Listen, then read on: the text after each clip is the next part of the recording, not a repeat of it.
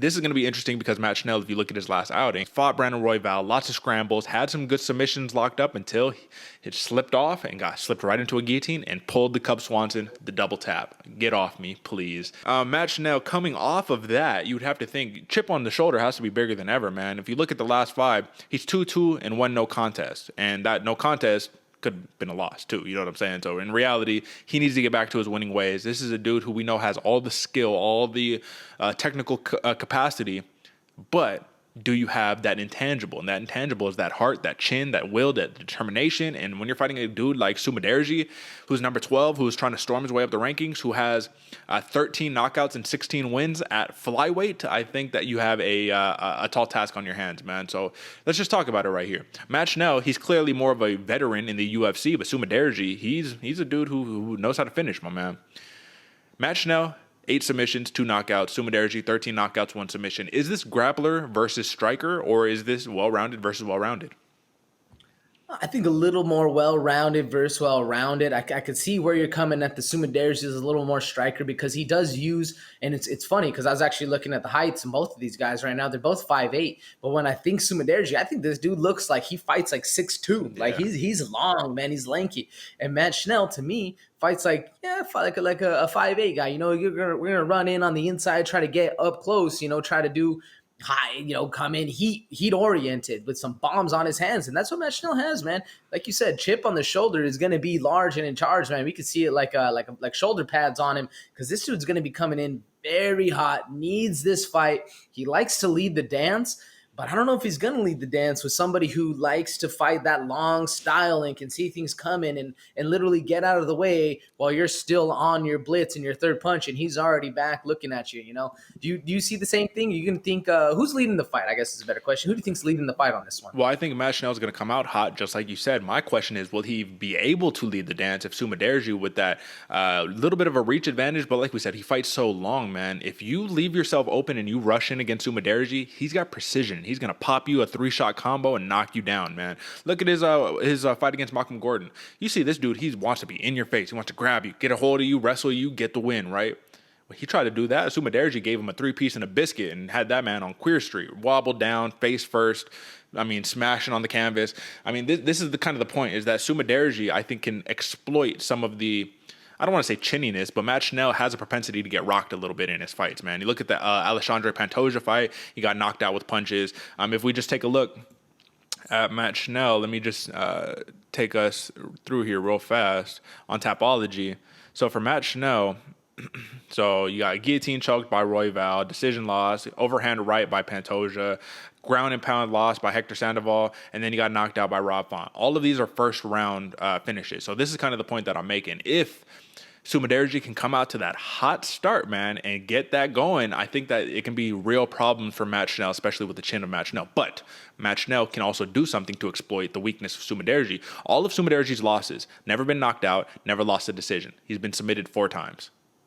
I think Matt Schnell says, okay. Something to think about when we get in there. Because look how close he was to submitting Brandon Royval. You don't think he could do that to Sumudaerji? I think he could, especially the long limbs and all that stuff. So this is what it comes down to.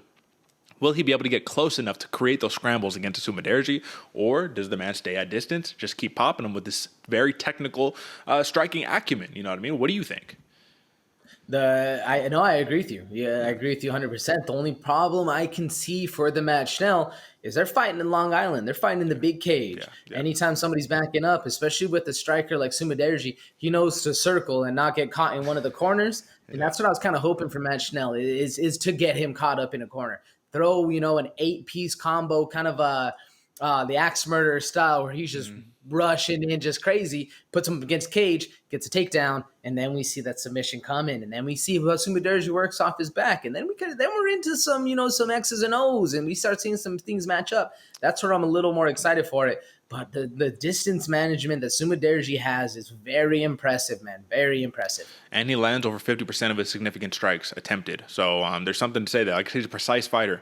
So listen, man, the opening odds were +10 underdog for Matt Schnell, -250 for Sumudaerji. And if we're looking at the live line, it hasn't changed much. Sumudaerji is now a -260 favorite. So just a little bit, right?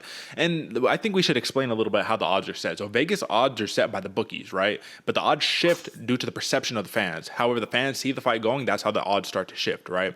So given that they think that, I mean, Sumudaerji is clearly going to be the favorite in here, that speaks volumes. But the bigger thing that it speaks is look at the TKO prop for Sumudaerji, plus 110. Look at his decision prop, plus 200. So it's going to show that they think that even though he's a massive favorite, the real likelihood is they think that he's going to get a knockout. Now, this is where we run into some issues. We run into the second guessing, AJ. For me, I have 3 finishes for main event, co-main, and the fight before. Do I make it 4 in a row? Sometimes you have to hedge a little bit, right? You have to start thinking about it and be like, I don't know if I can see 4 finishes in a row going just back to back to back to back. However, when you look at how the matchups play out, it's like, damn, how does he not knock him out? But then, AJ, look at Sumudaerji, his 4 fights in the UFC. He has 1 finish win in the UFC. That's the point right there. Yes, you have 13 knockouts, but when you get to the big show, what do we say? This is the big show is where streaks come to die. You can have all the knockouts in the world. You get to the big show, you're fighting real dudes now. You know what I'm saying? So can you see a Sumudaerji decision victory here against a Matt Schnell, or do you think Matt Schnell is too technical of a fighter, maybe be able to mix in too much grappling to be able to get a decision on him? Man, that's it's funny because I thought the whole time, and it's actually very rare when I write down what I think is going to happen for the thing. I usually like to wait until we get here, then I kind of battle out of my mind, like, okay, I can see a decision, I can see a TKO, blah blah blah, all that stuff. I was thinking KO from the start, man. Yeah. Last night I was on one, man. I was thinking KO from the start for Sumudaerji, but at the same point, once I think, okay, this fight, you get out of the first, now the real chess match starts. You get in the second.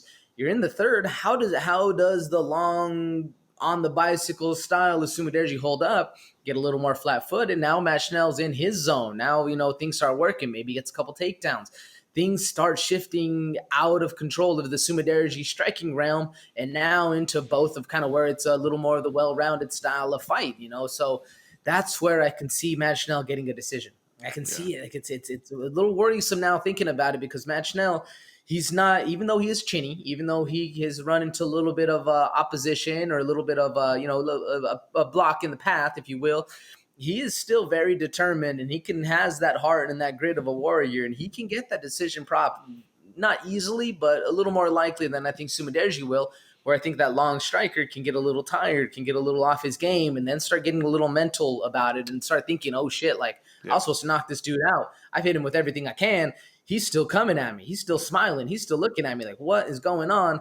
That's where I get a little concerned. Do you feel me, or do you see something a little different? No, I absolutely feel you, but that's the whole entire beauty of the matchup right here is, can Matt Schnell overcome the striking of Sumudaerji, or, you know what I mean? Will Sumudaerji just be too much, man? So I'm going to bank on Sumudaerji, and I'm actually going to throw the curveball out there, man. I'm going to rock with that plus 200 decision prop. I just think Matt Schnell is going to bite down on the mouthpiece, man. I think he's going to bite down on the mouthpiece, and we're going to see a war right here. But Sumudaerji, being the longer fighter, given more power, listen, man, how do you stifle someone's grappling? You knock him down a couple times. Be like, hey, don't come over here. You come over here, you getting a big left hook to the jaw. You know what I'm saying? So I'll leave that for what it's worth, man. Over and under for this fight, just so we are clear, is 2.5 rounds, and it is minus 140 for the under. So the odds makers like the knockout, but I'm gonna rock with the decision, plus 110 for the decision, man.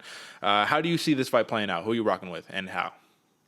I'm rocking with the odds makers, Derek. I'm rocking with that KO. Sumudaerji, I'm going early round 2. Okay. Early round 2. Okay, right on, man. So I got 2 unders, you got 2 unders, I got 2 overs, you got 2 overs. It'll be interesting to see how that one plays out, but we're both rocking with Sumudaerji, right?